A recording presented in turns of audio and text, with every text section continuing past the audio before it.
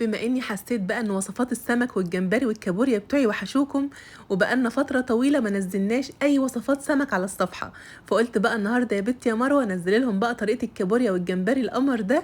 وطبعا بما ان احنا مش كل يوم عندنا جمبري وكابوريا، فلما يجيلنا بقى شوية جمبري وكابوريا صابحين كده وجايين طازة لازم نعملهم صح الصح. في الاول طبعا لازم نغسل الكابوريا كويس جدا، لازم نديلها حقها كده في الغسيل. انا بجيب طبق كده فيه ميه وبنقع الكابوريا في قلب الميه كده شويه كويسين حوالي ساعه، وبعد كده برجع اغسلها كويس وبدلها حقها في الغسيل. والكابوريا اللي عندي دي كانت كابوريا كلها دكر مش نتايه، هي مش مبطرخه ولكن كلها ملحمه ومليانه لحم. الكابوريا النتايه بتكون كلها بطارخ، اما الكابوريا الدكر ما بتكونش فيها بطارخ. هنغسل بقى الكابوريا كويس وهنجيب بقى الاستاذ جمبري نظبطه كده شويه، بدل ما هو مهمل في نفسه كده وسايب شنباته طويله احنا هنقصقص له شنباته، وهنفتح بقى سلسله الظهر بتاعته ونطلع منها كيس الرمل. ولازم نغسلهم كويس جدا ونسيبهم لحد لما يصفوا خالص من الميه. هنجهز بقى كل الخضار بتاعنا، هنحتاج لفلفل الوان وفلفل حار وبصل وطماطم وراس توم، وهنحتاج كمان لشبت وكزبره. هنقطع كل الخضار لقطع صغيره كده، وانا مزوده الخضار يا جماعه لاننا هنعمل منه 3 حاجات. في الحله بتاعتنا بقى الجميله هنحط فيها 3 4 معالق كبار من الزيت، وهننزل بالبصل، واول لما البصل يدبل هننزل عليه بكل الخضار الفلفل والطماطم، بس مش هنضيف التوم دلوقتي. هنسيب بقى الخضار ده كده على نار هاديه بالظبط ربع ساعه، وكل شويه نديله تقليبه لحد لما الخضار ده يستوي عندنا تماما. يعني لما تيجوا تضغطوا كده على الطماطم تلاقوها مستويه عندكم تماما. هنزود عليهم نص معلقه صغيره من صلصه الطماطم دي علشان بس اللون، وهنضيف بقى معلقه من التوم، انا عندي معلقتين كبار من التوم، هنحط معلقه من التوم وشويه من الشبت مع الكزبره. وهنقلب بقى الكلام ده كله مع بعضه، وهنقسم بقى الخلطه بتاعتنا دي على 3 اجزاء، جزء هنعمل بيه الجمبري وجزء هنعمل بيه الكابوريا وشويه هنحطهم على الرز. ده الجمبري والكابوريا بعد ما صفوا خالص من الميه، والخطوه دي مهمه جدا، لازم تسيبوا الجمبري والكابوريا لحد لما يصفوا كل الميه اللي فيهم تماما. هننزل بقى الجمبري في قلب الحله وهنديله تقليبه، وزي ما انتم شايفين كده بمجرد ما بيشم النار بتلاقوا ان هو كله لونه غير. وطبعا يا جماعه ما تقلبوش في الجمبري كتير علشان الراس بتاعته ما تتكسرش ويطلع معاكم شكله حلو، والافضل كده انكم تقلبوه بالحله مش بالمعلقه. هنضيف بقى البهارات هتكون عباره عن ايه، معلقه ملح ومعلقه كمون ومعلقه كزبره ناشفه ومعلقه بابريكا ونص معلقه بس من الفلفل الاسود. انا مش هزود ميه عليه خالص، انا هسوي الجمبري في عرقه بالظبط 12 دقيقه على نار متوسطه هيكون مستوي معاكم وزي الفل. هنجيب بقى حله تانية ونحط فيها برده 3 4 معالق من الزيت وبصلايه، هنفضل بقى نقلب في البصله كده كل شويه لحد لما البصل ياخد معانا لون بني، وانا مش عايزه البصل يغمق قوي زي الصياديه، انا عايزاه يكون لون بني فاتح. هننزل عليه بقى بمعلقتين الخلطه اللي احنا شلناهم من شويه، والبهارات برده نفس البهارات، ملح وكمون وكزبره وبابريكا، ومش هنحط هنا فلفل اسود. هنديلهم تشويحه مع بعض كده على النار بالظبط دقيقتين 3، وبعدين ننزل عليهم بالميه، واول لما الميه تغلي هننزل بالرز. وطبعا يا جماعه الميه اللي احنا هنحطها من الاول كده على حسب كميه الرز اللي احنا هنعملها، زي ما احنا عارفين كده لكل كوبايه رز كوبايه ميه.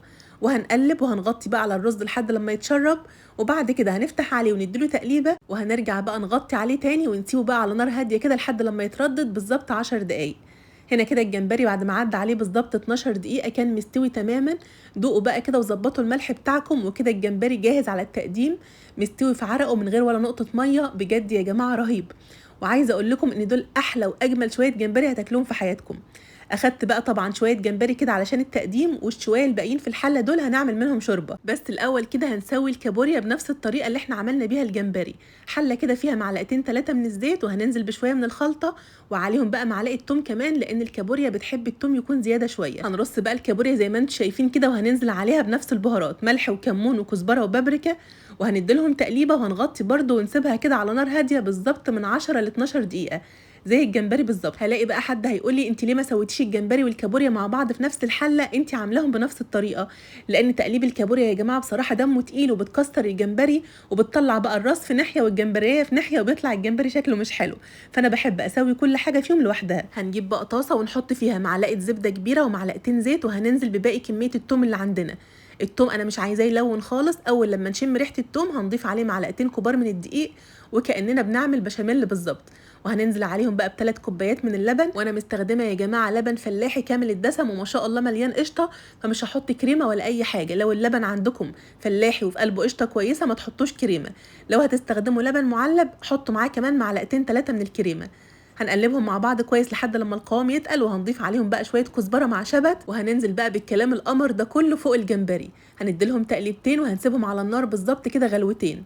ظبطوا بقى القوام بتاع الشوربه على حسب ما انتوا حابين، لو حابينها اخف من كده ممكن تخفوها كمان بشويه ميه او بشويه لبن.